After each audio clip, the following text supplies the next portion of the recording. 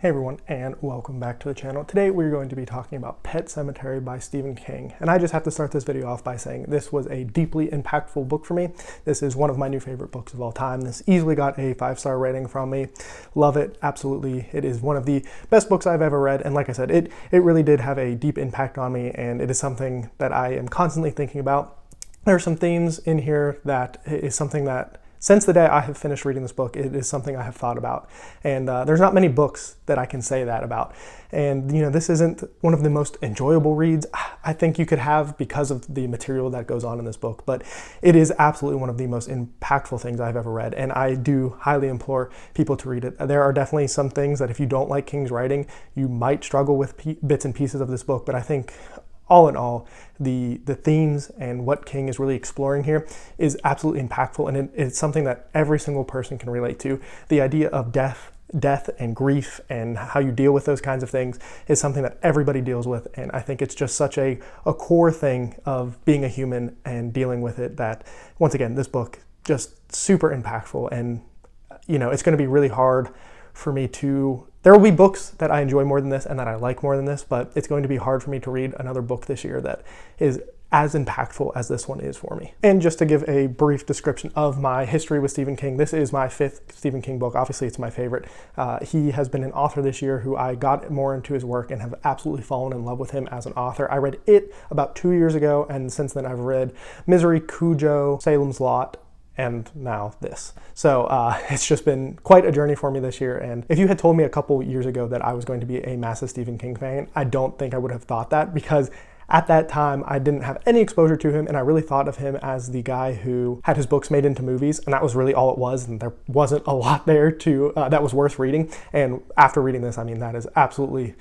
Man, what a dumb thought that was all those years ago. Now, if you don't know somehow what this book is about, I highly implore you to stop this video and just go read it, because this is another book that, like a lot of King's books, I knew the major plot points, or not even plot points, but some of the twists and the ideas that are going to be happening in this book. And once again, even with knowing that, I still think this was a highly impactful book, and was super, super well done. But I think if you could go into this one blind, it would be even more impactful. So if you somehow have avoided spoilers for one of the... I feel this is a pretty pop culture book. If you have avoided spoilers for it, I highly implore you to go read it. Now, if you still want to stick around, I will say the basic premise of this book is a family moves to Maine. A neighbor shows our main character something in the woods after a beloved pet dies, and things kind of go, I don't even want to say awry, but things definitely change after we learn about this secret out in the woods. And there's so many elements to this book that were just so well done. The characters, loved them.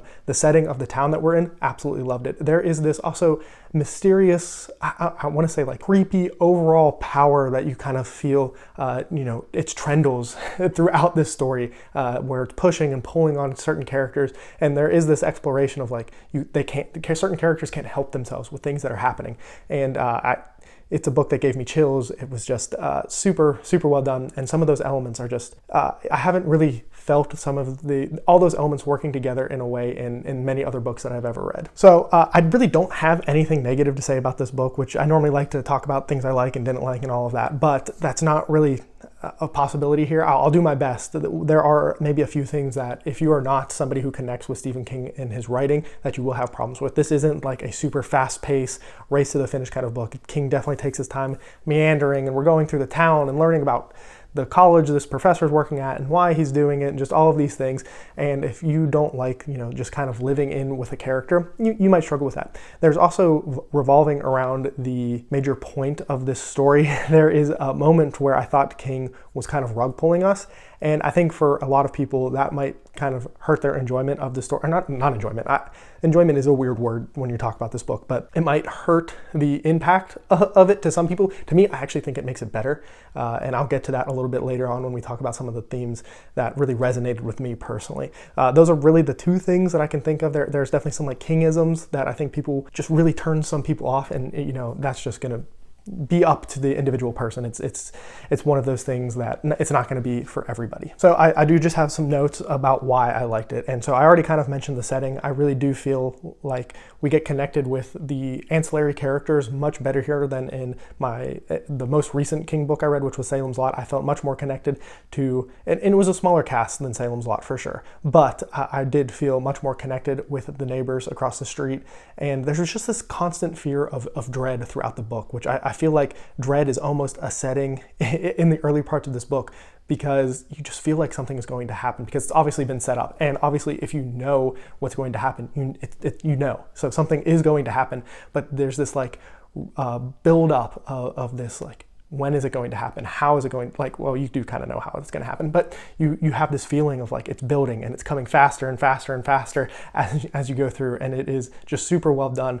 King has done this a couple times in the books I have read, where I felt like the town or the place or the setting itself is almost an extra character that isn't like a person or something. I really felt that in Misery. I felt like the cabin and the room Paul is in is like a character in of itself. That house was a character. Sure, it was kind of an extension of the main character, or not the main character, the other character in that book, but King has this knack for making a town or whatever setting like another character, and that's just another thing I really enjoyed.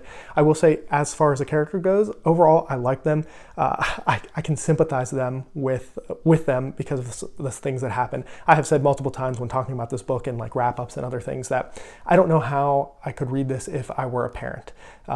It already is a book that affected me so much, and I can't imagine being a parent and having a kid and reading this book and like dealing with that. It just would be, I don't know, maybe it would be cathartic. To me, I don't think it would be. I think it would be just awful. And so there is that, but it's just another thing that I adored about this book. I will say this is another King book where there is a creep factor to it in a couple of different ways. You have that force that I kind of talked about that just kind of feels like this tendril that is controlling characters. And then there are things that happen to characters that definitely are very creepy.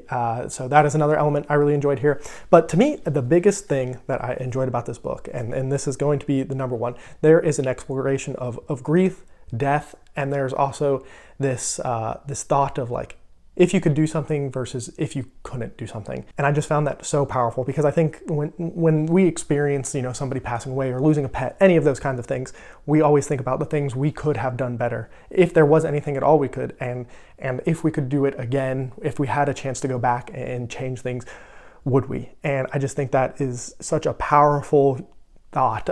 It's something that like everybody, I feel like, asks themselves that when something happens to something they love. And the way it is explored in this book is just so well done. There's a whole section in this book of like a what if section for one of the characters.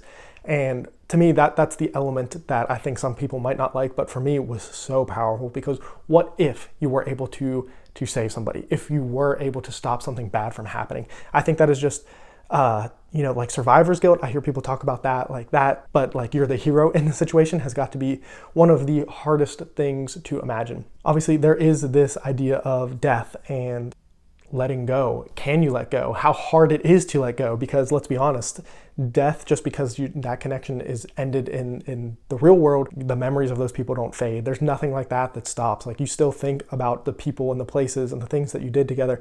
And it was a lot to like process and go through with these characters as they're doing it, because like I said, most people, once you get to an older age, have experienced these kinds of real things in real life. And it is just, it's so impactful and hard to kind of like sit there and re-go through some of those emotions. It's a very difficult thing. And sometimes I could see people reading this book and for the first time sitting and like embracing some of those emotions and those feelings, and this being like an avenue for them to explore and like actually grieve. And we'll get to the grieving process here as like the third part, but like to get to that place where, plenty of people shut down completely, just kind of compartmentalize that section, completely out of their head. It's something that I have definitely done when dealing with those kinds of things, where you just kind of wrap it up and put it away. And we've all heard the idea of just like shoving it down and never thinking about it. I think that's a very common thing to do when it comes to death and losing people or loved ones. And this book definitely will bring those emotions out of you. And that's why I do think the impact here is just on another level for a book that is on the surface a little silly, right? But then we have the grieving process, which is, you know, a little intertwined with like the letting go and everything. And I truly think that like this book, if you're going through one of those really hard times around death and loss and stuff, this could be, I think I said this already, but this could be very cathartic for you, or it could really like put you in a bad place. I really feel that way.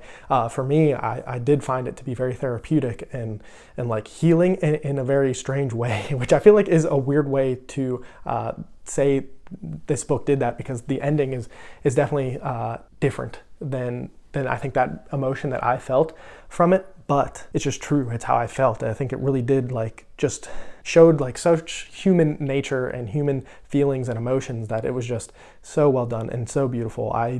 This book, like I said, I have thought about it legitimately every day since I finished reading it. It has been stuck in my mind, and there's not many books that do it. Like I said, I don't really have much negative to say about it. I absolutely adored it. Let me know if you have read Pet Sematary by Stephen King, and if it affected you the same way that it affected me. Am I kind of overblowing it? Maybe it is. Maybe not everybody has affected it in the same way as I was, but I would love to hear about that down below in the comments. And that's all for me. So as always, have a good one.